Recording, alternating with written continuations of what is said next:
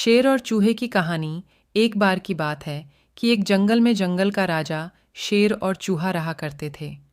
एक बार जब शेर गहरी नींद में सो रहा था, तब एक चूहा बिल से निकलकर शेर के ऊपर उछल कूद करने लगा।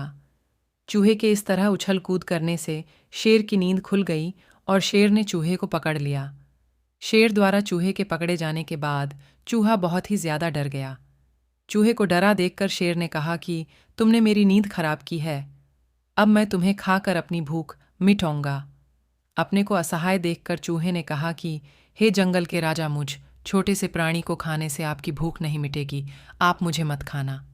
हे शेर राजा, मैं विनती करता हूँ कि आप मुझे छोड़ दो। यदि कभी आपके ऊपर कभी कोई मुसीबत आती है तो मैं आपकी मदद कर सकता हूँ। ये सुनकर शेर हंसने लगा। तुम तो बहुत छोटे हो, तुम क्या मेरी मदद करोगे?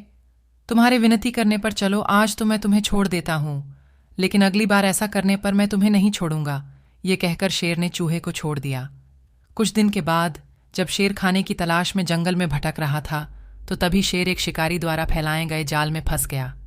शेर अपने आप को छुड़ाने के लिए बहुत प्रयास करने लगा, लेकिन अपने आप को नहीं छुड़ा पाया। इसके कुछ देर बाद शेर जोर जोर से दहाड़ मारने लगा।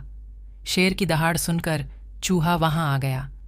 जैसे ही चूहे ने शेर को जाल में फंसा हुआ देखा, चूहा तुरंत ही शेर के पास पहुंच गया। जब चूहे ने शेर को जाल में फंसा देखा, तो चूहे ने फटाफट अपने तेज दांत से जाल को काटना शुरू कर दिया। कुछ देर के बाद चूहे ने पूरा जाल काट दिया। जाल काटने के बाद शेर आजाद हो गया।